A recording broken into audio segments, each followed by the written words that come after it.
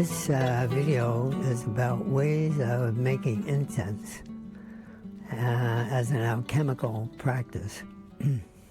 So this is a little very nice cone of incense that was made by a friend. And this is made in a way where you can get a powder from a shrub known as Litsea. It grows in the tropics, and it's dried and ground up into a very fine powder. And if you add water to that powder, it forms kind of a dough with a lot of fiber in it. And then you can add some fragrances and stuff to that and press it into a mold. And that makes then incense. Or you can roll it on a stick. Like typically that's the way you would buy it. You buy a joss stick that's made of Litsea and fragrance. That's one way to make incense. But this little nib here, this is the incense I want to talk to you about how to make. This is made from pine sap and charcoal and essential oils, and the fiber from a couple different flowers. And this little guy here, this will burn for approximately the same amount as that. But it makes a very, very fine smoke, and you can regulate the essential oils that go into it. But it takes a little bit of doing in order to be able to get incense. So this video that follows will be about the alchemical properties of how to make incense as an alchemical meditation. So this chart here shows the principles involved in making the incense. So up here is some really nice pine resin. It's beautiful. And this is a typical charcoal cake that you could buy to put in a hookah or to burn incense on in church. Those are the two elements that are the basis, charcoal and pine sap. And the charcoal, in terms of temperament, represents the cool pole. It's kind of an ash that's fallen out of life. And what we need then is a gum, like in the Litsea, that holds the cake together, that holds the little nib together, an oil that is fragrant, and the resin, and here we have the resin. But this pine sap is a gum oleo resin. It's a gum oleo resin. So it has the gum of the Litsea, but it also has oil, pine oil, and pine resin in it. And we want to combine those three things with the charcoal. That charcoal is made from coconut fiber, and they burn it into charcoal and they crush it very fine, and then mix it with cassava paste and press it into that cake. So we're going to crush that and pulverize it, and we have to do a lot of refining to the resin that looks like this. Beautiful, because originally it kind of looks like that. It's not the same thing, yeah. So we want to refine the resin, and there's a whole process we need to go through in terms of the 4 temperaments. Cool is the charcoal, moist is the gum, warm is the essential oils that we put into the mix, and dry is the resin itself, the pine resin. Now the thing is, if I took charcoal and pulverized it, and I added and melted that pine resin and put it together, and I formed a little nib out of it and lit it on fire, the nib would just melt. So we need to have something that enables the little nib to maintain a smoldering fragrance. And that takes some doing. So let's take a look at how to do that. So first, I want to take that cake there, and I want to crunch it up into little pieces, because I want to make the charcoal as fine as I can.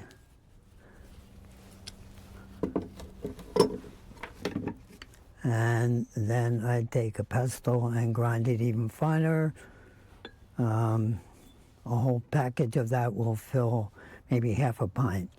And that gives me plenty of good charcoal as the basis for the incense.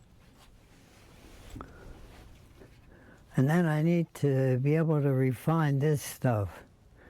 So this is a little screen, and you can put this, I put this screen over a little pan, and then aim a heat gun at a half of that, and it gradually melts and goes through the screen and leaves all the twigs and needles behind. And the result is that this lumpy, ugly thing becomes a very beautiful, translucent kind of resin. This resin will melt very well in a double boiler put in there with the charcoal.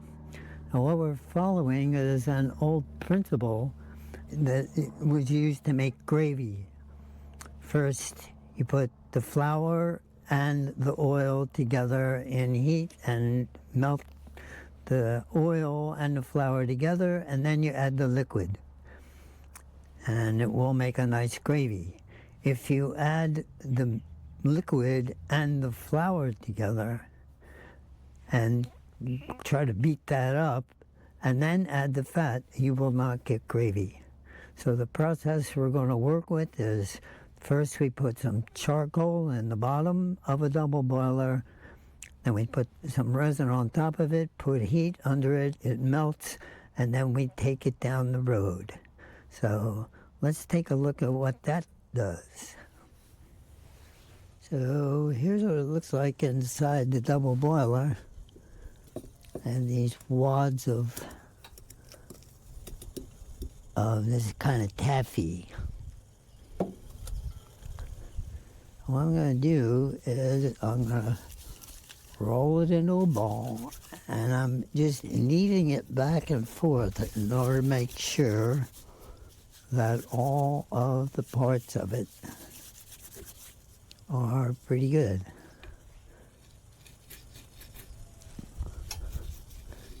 Now I'll roll that up into a little nib here and chop the nib off and just squeeze it.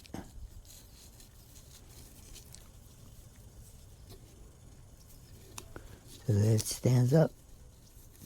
There it is.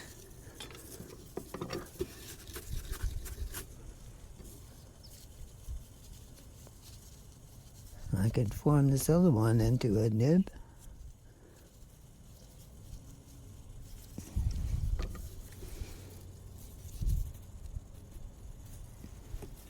Chop that off. Press it down, stand it up. There's my little bit of incense there. So this taffy here is at the right consistency. As I work with it, it gets a little drier and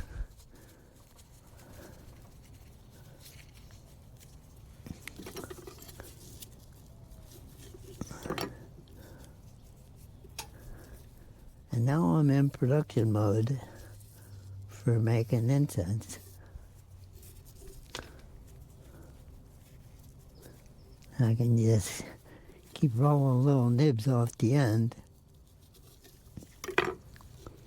until it gets cool, and then this will harden.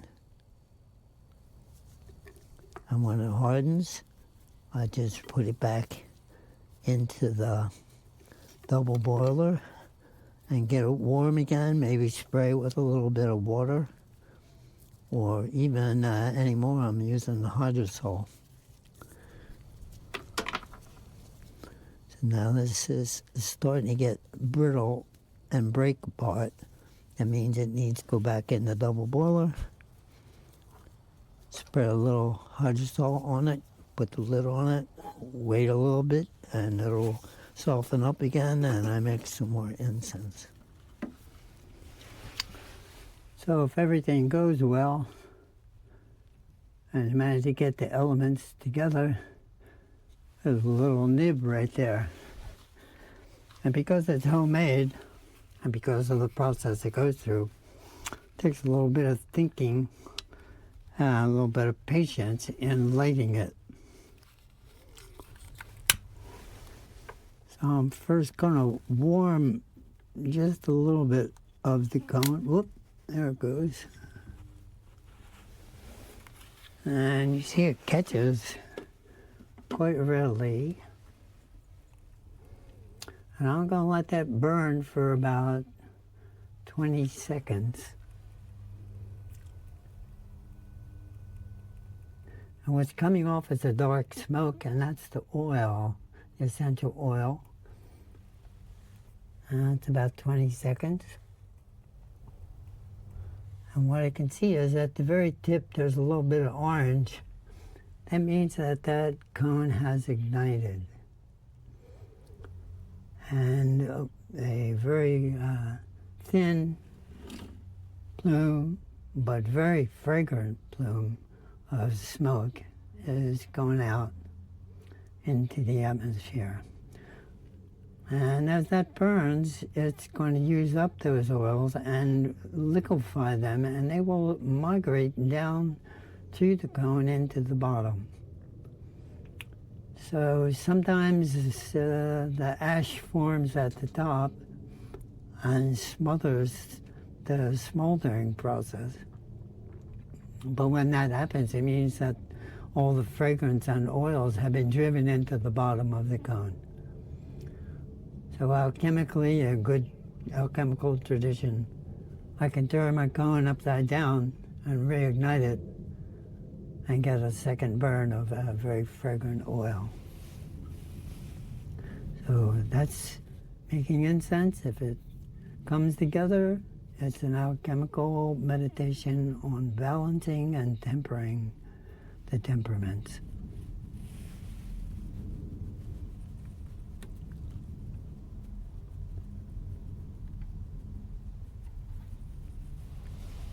I like to think that it's inspired by the Black Madonna. So this is an explanation of the alchemy of this process. So I have pine resin that is a gum oleo resin, and I have charcoal. And they represent the four elements in interaction. And when earth, water, air, and fire are in interaction, that creates what's known as the temperament. So these are the four temperaments. The elements would be positioned, earth, water, air, fire. Earth gone to water is moist. Water gone to heat is fluid. So there's a process operating here of the temperaments that are balancing the elements. That's basically what temperaments are. They balance the elements. Pine resin actually has a gum and an oil and a resin in it. And it's a gum oleo resin. And that process of gum oleo resin unites three of the temperaments. The moist temperament is the gum, the warm temperament is the oil, and the dry temperament is the resin. And when I want to combine things together, I need to pay attention to this, because The dry resin and the dry cool charcoal are in the pole of what is known as the ash. The ash is a dry cool. The fluid is the moist warm. And those are the two polarities that we're trying to bring together. So when I grind up charcoal here in the cool pole, and I add resin to it, they are connected to each other through the ash process. Dry resin and cool charcoal are both in the dry, cool pole. They will temper very well. So in my double boiler, I put powdered charcoal, I put a spoonful of resin, and they melt together, and they will form a kind of ashy paste. But that paste will melt if I try to ignite it. What is needed is something to kind of slow that process down, and what slows it down is the gum. The gum is an emulsifier, and when I spray moisture on the mixture of the charcoal and the resin, the pine resin, that allows the oil to begin to connect up to the resin and the ash process and make a kind of fluid nature so that I can roll it into a little sausage and cut the end off. And down the road then, the oil process and the fluid process create a kind of a buffer for the ash process, and together the cool, moist, warm, and dry temper each other. So that down the road, when I want to ignite the little nib, it has all of the elements tempered so that it can support combustion. The charcoal provides a fiber, the oil provides a fuel, the resin is a cooked oil. Oil and resin are connected and temper each other, and oil forms an ash when it in the plant. When it metabolizes and oxidizes, it's a kind of burning process. The essential oil forms the resin. They will unite. The gum and the oil will unite because the gum is an emulsifier for the oils. So we're going around this circle alchemically to try to create a unity that will allow me to form the little nib as a kind of fluid process, and then let it harden, and then ignite it again and support combustion.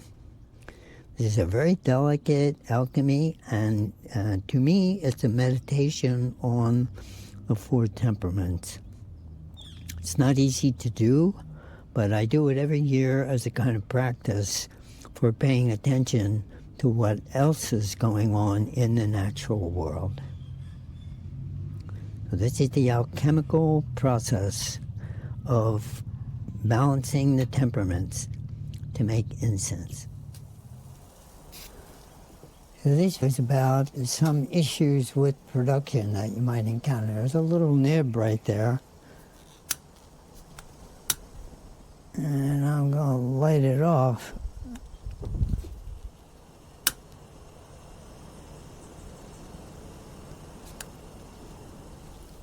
And it has a problem lighting because, and it's basically, it's melting. And that's because this little nib here was made from just pine sap and charcoal. And it just melts. So what I need is some moisture to bring the gum out. And when I get the gum out, then I can roll the piece into a kind of a taffy. But this one, it was the right consistency to roll, but there was just a little too much charcoal in it, so it just breaks apart when I try to roll it. It just snaps into pieces. What we really want is a kind of taffy form.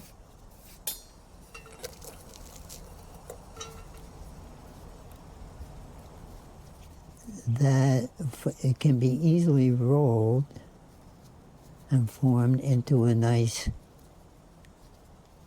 little point like that. And then I cut the point off and press that down, and there's my new little nib. Very sweet little piece of incense. And if I get it right, this piece will stay soft enough that I can cut 4 or 5 nibs out of it. That requires balancing of the charcoal as cool, the gum with water in the pine sap, the essential oils that I add, and the resin that's in the pine. So these production problems can be overcome, but you have to think about it a little bit.